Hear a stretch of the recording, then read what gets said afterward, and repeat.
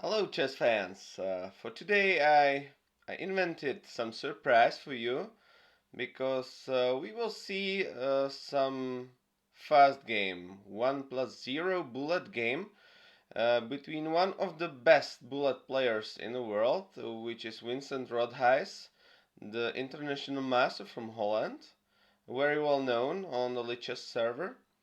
And well, the opponent is the world class number one, Magnus Carlsen, the number one in all tempos, number one also in the bullet games. Well, Alireza Firouzja is also one of the best, but I still think Magnus has much more power than him.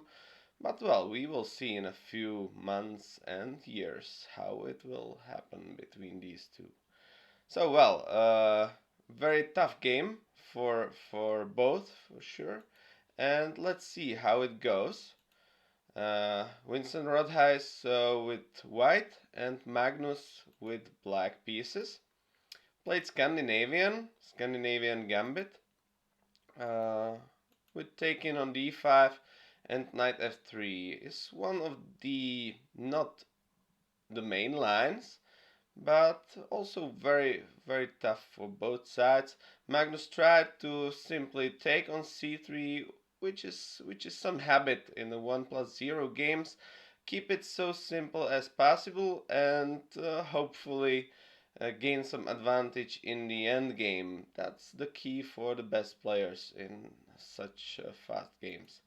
Well, b takes c3, sure, taking into the center, making the center even more strong. And well, this should be pretty equal, this game, and Magnus reacted logically with g6, trying to set the bishop to g7 and control the central squares. Now maybe the solid move is the d4, but after d4 it can happen, sure, it can happen, the bishop g7, and after something like bishop d3, Magnus will try to rush the center with the c5, and it's not that easy for white to get from this pressure. So well, but after castling it should be all okay for white. But well, uh, Vincent Rodhuis invented h4, which is very good move, trying to to work against the fianchetto. Against the g6, it's often used this h4, h5. It's also in the longer games very usually used move.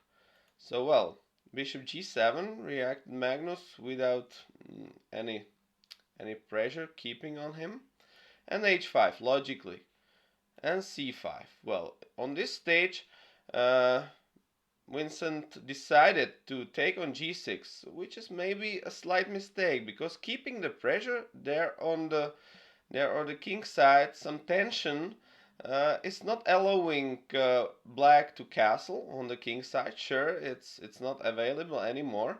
So well, maybe some moves like bishop c4, after which can happen knight c6, queen e2, bishop f5, and maybe rook b1, keeping some pressure on the b7 square. Now after b6, there will be light squares on the queen side, a little under pressure.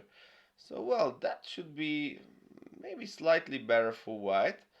Uh, with the tension keeping on the g6 square, black cannot castle, has some troubles with this. But well, okay. White decided simply to take on g6, and after h takes, rook takes, bishop takes, we have maybe equal game. But as you can see, white lost some moves with this idea, h4, h5, h takes, rook takes. It costs some time, and I don't think it has a value on the position. Now black is okay simply. So well, continue with bishop c4, good move, knight c6, and queen e2, all correct. Uh, trying to get the development, and maybe both sides will hold the king in the middle, trying to set white the rook on the b line, and black surely wants to keep the rook to the d file, possibly. So well, bishop f5, knight g5, logical move, turning the knight into the e4 square. Knight in the middle is always good. And well, after knight e4, the c5 pawn is hanging. b6 is not available because of the light squares, sure. So the possibility number one should be queen b6. But well, with the queen on this side, black cannot do so much. So Magnus tried a very nice move on the first side, queen h4 with a simple threat. Knight is under pressure, and queen h1 is a check, after which white needs to do something with his queen to f1. It's too defensive, might be. So well, now knight d6 is logical, king e7 and taking on f5.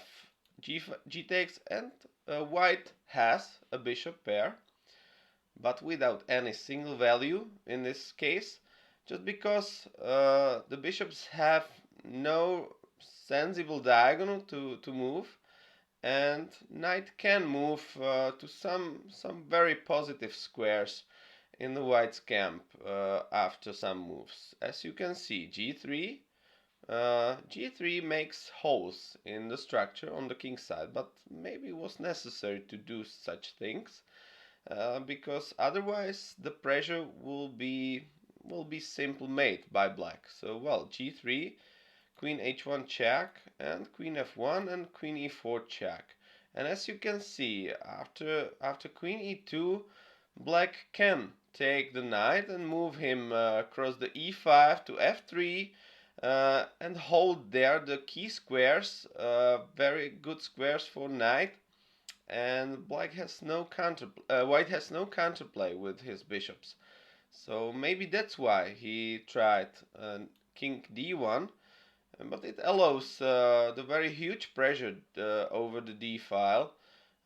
Maybe Vincent hope that there will be something like bishop d3 in between, and the pressure on the d file will be not so huge. But well, in fact, this is already winning for black. A very simple way. Rook d2, rook b1, and b6, yeah, correctly defending the pawn. As you can see, even in 1+0 game, there are no mistakes by the world champion. Bishop d3 and queen d5 logically attacks the pawn on a2, keeping the pressure through the d file. Also c4 sometimes available, and the move with the knight across the e5 to f3 also possible. So it's really tough to defend for white. And yeah, he tries. Bishop c4, queen f3 check, and queen e2. That seems to be perfect, but the pawn on c3 already falling. Maybe Winston hoped that it gains some play for his bishop, and it gains really some play for his bishop. After bishop b2, it looks all okay for white. Sacrificing the pawn for activity is really healthy. But still, even after queen a5, the pressure on d2 is really huge. And now Winston made maybe the decisive mistake, but maybe it's all over. Maybe black simply has pawn more and very good places for his knight. So yeah, the last chance is taking on h8, but even after, I don't think white has the real chances for holding this game. So well, after g4, black is simply taking on b2, and after rook takes, knight jumps into the middle. d4 square is really nice and has a simple threat in it. The queen has to move out. Maybe the best square is e3, but after that Knight is jumping to f3 with the checkmate threat on e2. Uh, Queen cannot take on f3 logically because there is queen takes d2 checkmate. And what should white do? And well, in a bullet game, uh, he played with the queen to the e5, and there is a simple ending, taking on d2 and knight f3. Results in an endgame with 2 pawns plus, and well, the world champion can do so. So that's why the Vincent Rothuis resigned in this position. And well, it's truly deserved win for Magnus in this game. Very nice game. Uh, if you see, this is a bullet game, 1 minute for a whole game, and well, can you see some mistake from Magnus? Not really. There was maybe some slight mistake with Queen H4. That was a little risky, but very well suited for such fast game. So well, in fact, well, very precise, and well, thank you for watching, and see you soon.